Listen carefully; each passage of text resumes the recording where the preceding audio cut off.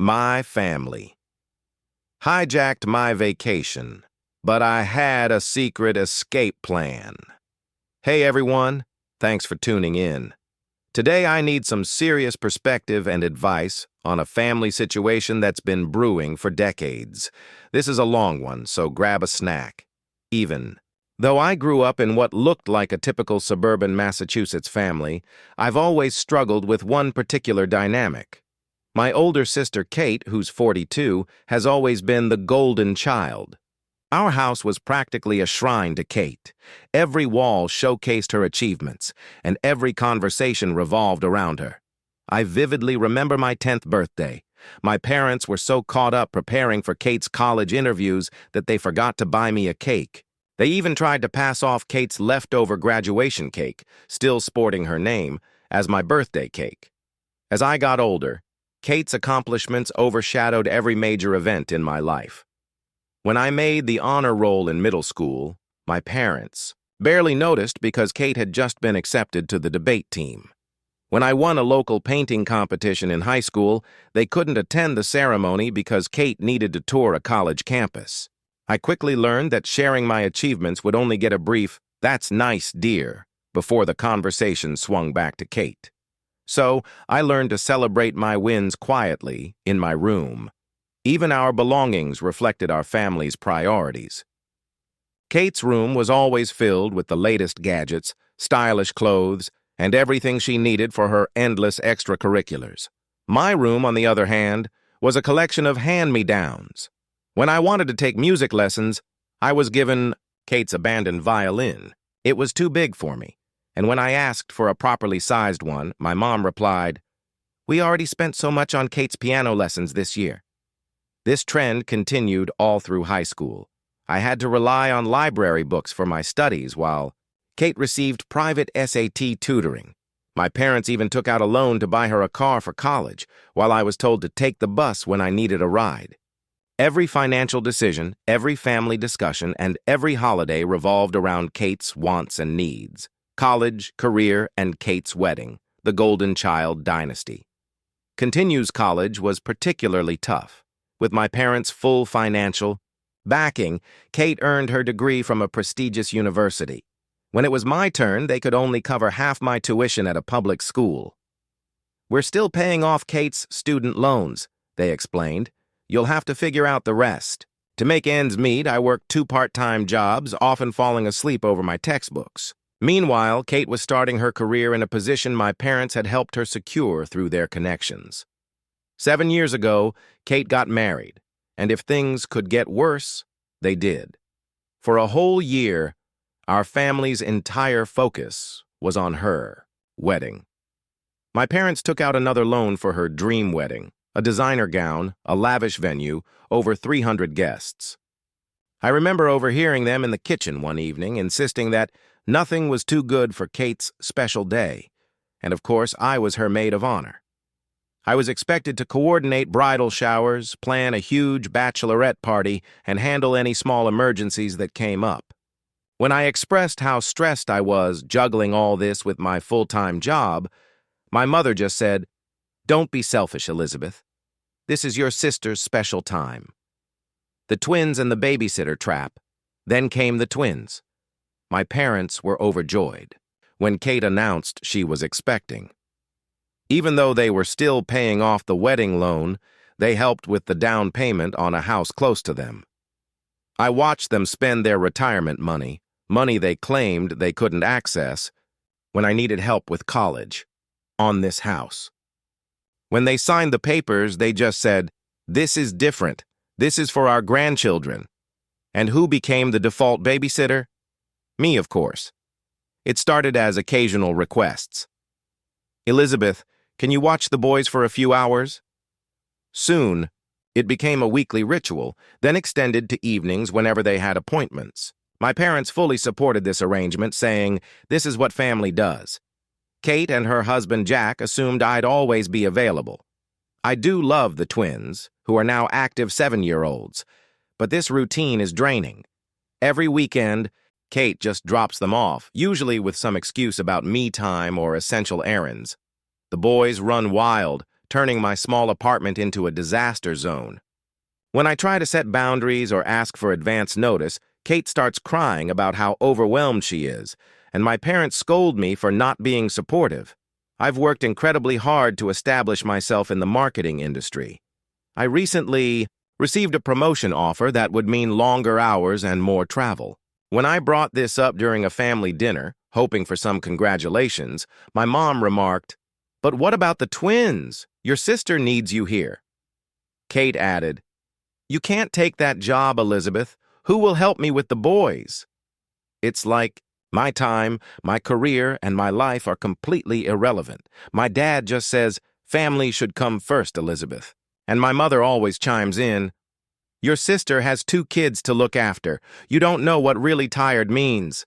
When I tried to explain how overwhelming it all is, Kate accused me of being envious of her life and her kids. She actually said, "You're just bitter because you're still single." As if my marital status is the only thing that defines my worth. My secret escape plan last month, after a particularly demanding weekend with the twins where they managed to break my laptop and permanently mark my couch, I decided I finally needed a vacation. I found a small, unpretentious resort in Florida, perfect for a quiet escape. When I brought it up at our weekly family dinner, my mother's eyes lit up. "Oh, that's perfect. We should all go together. The twins would love the beach." Before I could protest, Kate was already organizing things. "You can take the boys swimming while Jack and I have some alone time," she said, as if my trip was naturally going to become another opportunity for them to dump the kids on me. My parents even offered to upgrade my reservation to a nicer resort where they would all stay, completely disregarding the fact that this was my vacation. They started planning activities and outings centered around what the twins would like. That night, lying in bed, I made a decision that would change everything. I booked a separate resort on a quiet little island. I kept the change in plans a secret from everyone. Silently, I started preparing, scheduling time off work, packing my bags, discreetly and making sure my emergency fund was ready. Yes, I know it's dishonest, but I just couldn't take it anymore. At the airport, they'll be headed to Florida, and I'll be boarding a flight to a different destination. I've disabled location sharing, and I'm ready for the inevitable backlash. Yes, there will be drama. Yes, they will be upset. But for the first time in my life, I'm choosing myself. For 35 years, I've been the dependable sister, the perfect daughter, the always available aunt. I've sacrificed my social life, my weekends, and my own needs to meet my family's expectations. I missed out on dating opportunities because I was constantly babysitting. I've turned down promotions that might conflict with my family's demands, always putting my personal life on hold to be there for them. Right now, I'm not just fleeing a vacation, I'm fleeing a lifetime of being taken advantage of. I intend to use this as a turning point to set clear boundaries with my family, and perhaps even take a complete break from them. I'm sick of always sacrificing, being the family's rock, and the dependable backup option. What should I do? Am I overreacting? Is it okay for me to want something different for myself? Or should I just go along with their plans and accept my place in the family? Update 1. The Great Escape. Thank you all so much for your support and advice since my last post. A lot has happened, and I want to tell you how it all played out. The day at the airport went exactly as planned, but it was more emotionally charged than I anticipated. I arrived early and intentionally chose a different check-in station, far from where my family would be. I watched them arrive through the terminal's glass walls. Jack confirming their booking, my parents looking excited, and Kate handling the twins and all the luggage. As soon as they headed to their check-in counter, I quietly went through security for my own flight. As soon as they realized I wasn't at their gate, my phone started buzzing.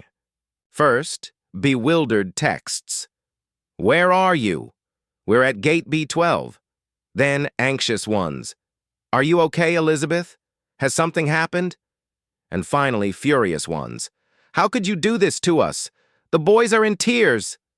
I switched off my phone before boarding my flight. For the first time in years, I felt a strange mix of liberation and guilt.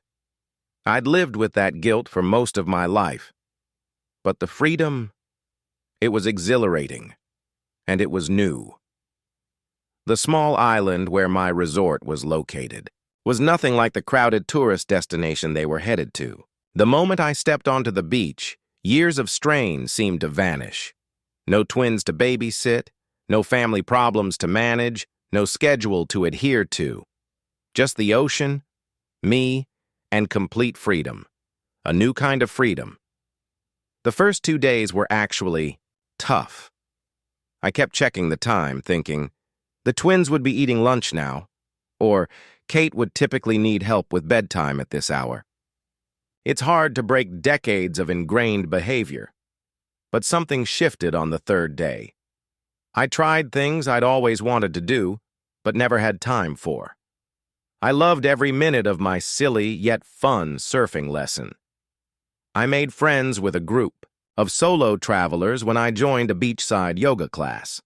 One evening, I even had a spontaneous dinner date with a fascinating man I met at the resort's coffee shop. It was just a casual dinner, but it reminded me that I could have a life separate from my family. The real test came when I finally turned my phone back on after 5 days. There were dozens of voicemails, over 300 text messages, and 147 missed calls. My mother had even called my workplace to report a family emergency. Luckily, I had already told my supervisor I'd be on vacation. I played some of the voicemails.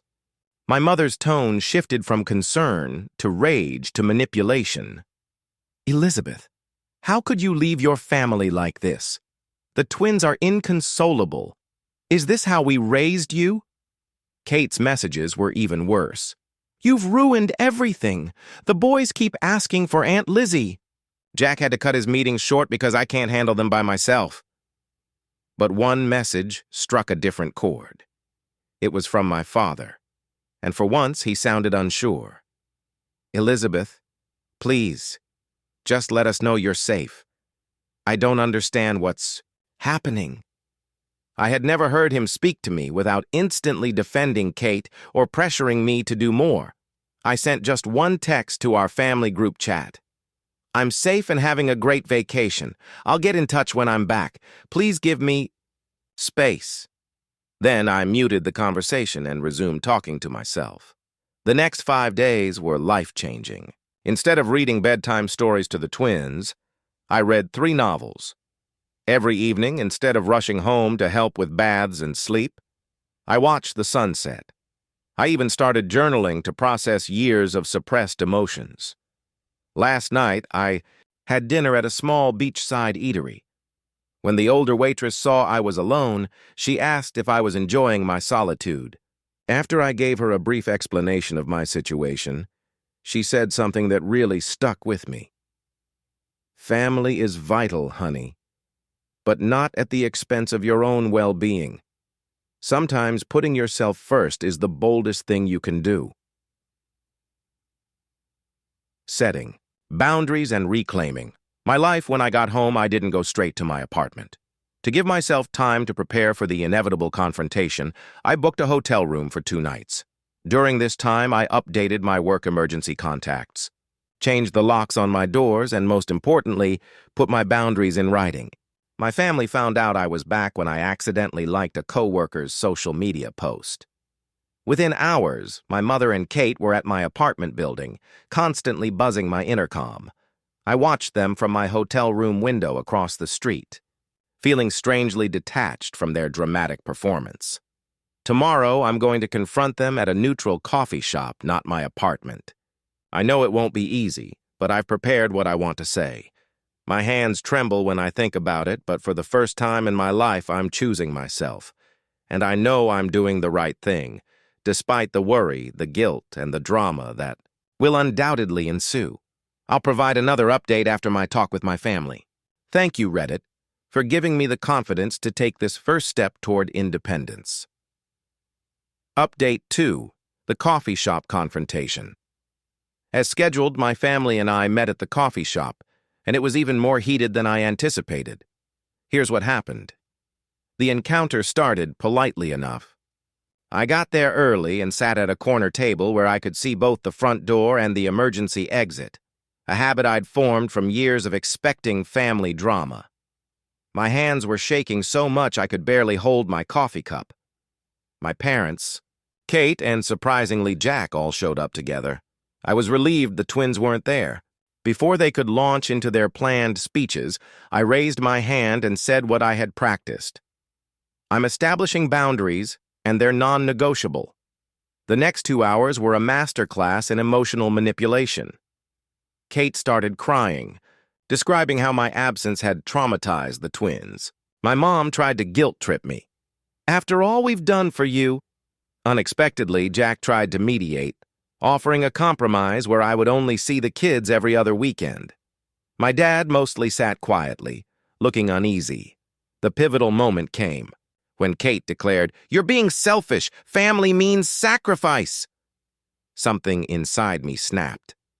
Clearly but calmly, I replied, "Yes, family means sacrifice, but it's supposed to go both ways. When was the last time any of you sacrificed anything for me?" The ensuing silence was deafening. For the first time, I laid everything out. The years of being Kate's second best, the unfair financial treatment, and the constant belief that my life and time were less valuable than theirs. Then, I showed them my calendar for the past year, with every weekend marked for babysitting and every holiday tailored to their needs. My mother tried to interrupt. "But that's what aunts do," I responded with something I had never dared to say before. "No, that's what paid babysitters do. And Kate, if you need this much help, maybe it's time to consider hiring one." From there, the discussion took a different turn. My mother followed Kate as she rushed out. Remarkably, Jack stayed and admitted that they had exploited my availability. After a while, my father said, We never meant to make you feel this way." It wasn't quite an apology, but it was the first time I had ever been acknowledged. Rebuilding my life. When they left, I carried out my plan. I moved to a different part of the city and got a new apartment. It's smaller than my old place, but it's in a safe building with a doorman who's been informed of my situation. Only my workplace and a select group of close friends now have my updated phone number. The hardest part wasn't the move or the planning, it was rebuilding my life from scratch. I had spent years being there for my family, so I had no real hobbies and few close friends. I started small. I enrolled in pottery lessons, joined a local reading club, and accepted dinner invitations from co-workers that I had previously always declined. That first weekend of true freedom was strange. I did things that were previously unthinkable. Staying up late, going to a farmer's market, spending hours browse a bookstore, no urgent texts from Kate, no guilt-tripping calls from Mom, no last-minute babysitting requests. My family's reaction to my relocation was harsh but expected. When my mother tried to reach me via my company switchboard, she learned that my new job doesn't allow personal calls during business hours. Kate even visited my office once, but security had been alerted beforehand. She left a tearful letter accusing me of destroying our family, unexpected changes, and a new chapter. The unexpected development came from Jack. He emailed me an apology for his part in enabling the situation. At first, Kate objected to him taking the twins to events on the weekends, but she's since come to terms with it. It's a small yet significant change. My parents are having a hard time adjusting. Dad occasionally texts, usually in an awkward attempt to strike up a conversation. Mom fluctuates between angry outbursts and icy silence. Last week, she left a voicemail stating, "When you're done with this rebellion, we'll welcome you back." She doesn't get it. This isn't a phase. This is my new reality. Without regular family interruptions, work has significantly improved. I'm more productive and focused. My supervisor noticed the shift and assigned me to oversee a major new project. For the first time in years, I'm also dating casually, but I'm taking it slow. The biggest shift has been internal. I no longer have that constant background anxiety I carried for years. I've started exercising regularly, improved my diet, and am sleeping better. According to my therapist, yes, I've finally started therapy, I'm beginning to recover from what she calls chronic family stress syndrome. Last weekend, the twins sent me a gift that included handcrafted notes expressing how much they miss me.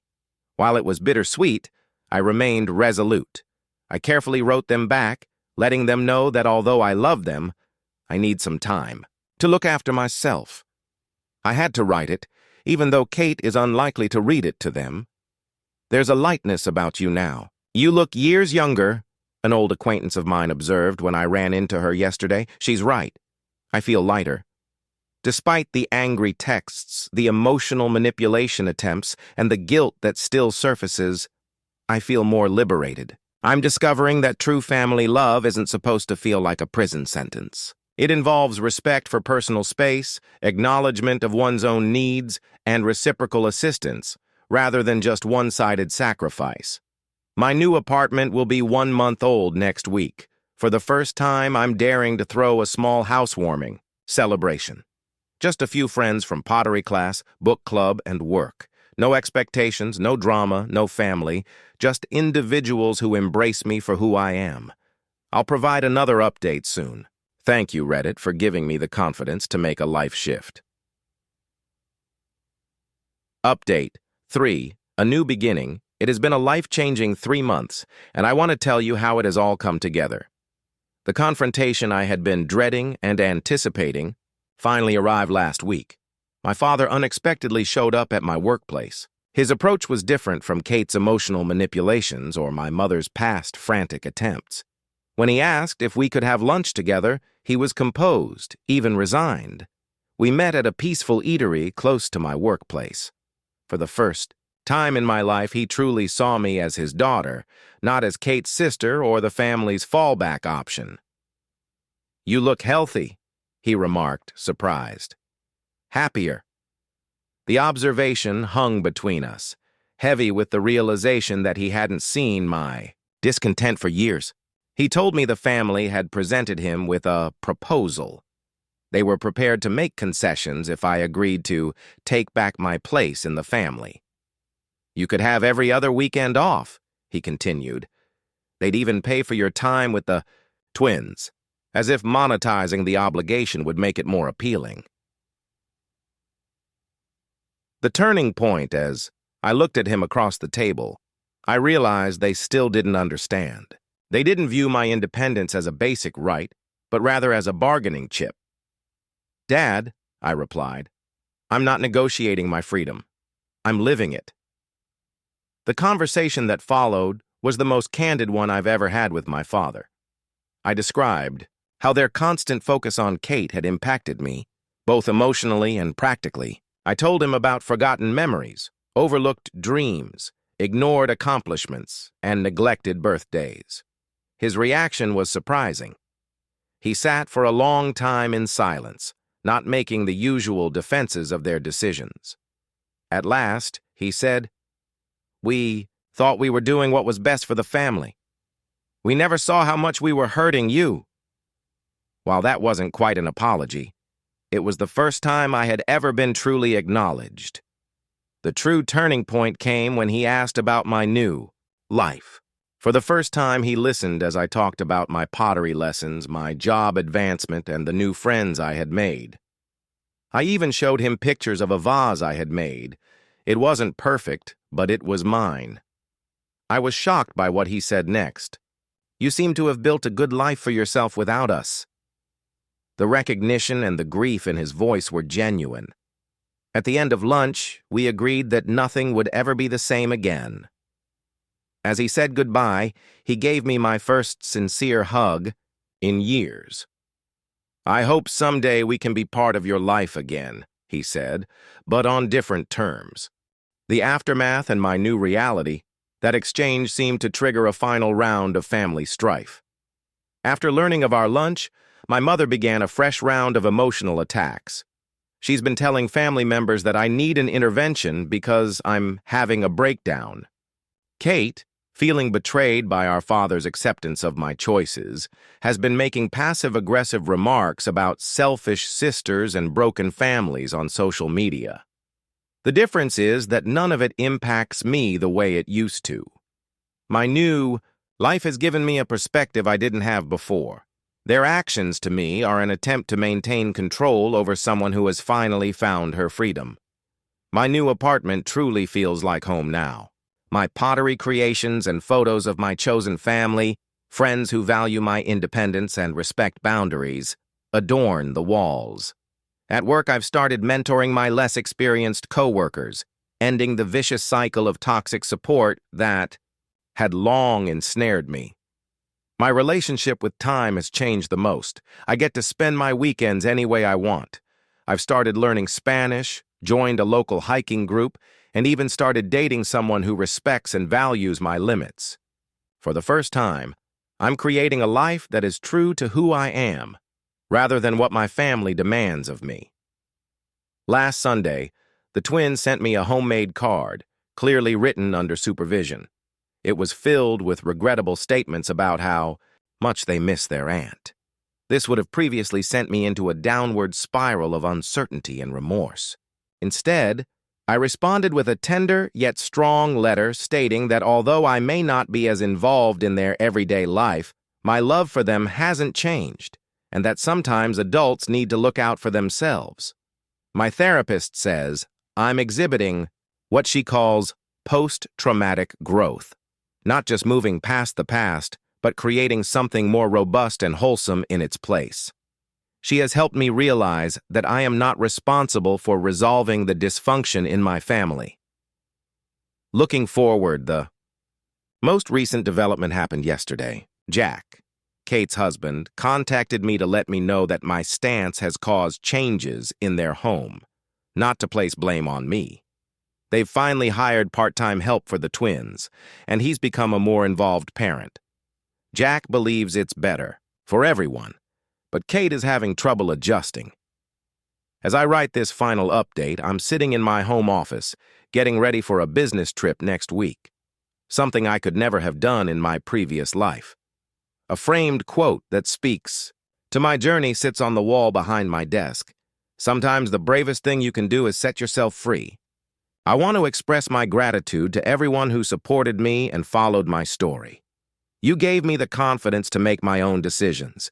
If you're wondering if people in similar circumstances are selfish for wanting their own lives, know that you're not. Being free isn't selfish. Treating yourself isn't unkind. Setting limits isn't a sign of treachery. I have no idea how my relationship with my family may develop in the future. Perhaps one day we'll discover a different kind of connection, one based on mutual respect rather than duty. In the meantime, I'm focusing on fostering the life I've built. My friendships, my interests, my career, and above all, my sense of self. This isn't merely a conclusion. It's just the beginning, and for the first time in my life, I'm looking forward to what comes next. Thank you for watching. If you haven't subscribed yet, please do, and hit the notification bell to stay updated with more shocking real-life stories happening around you.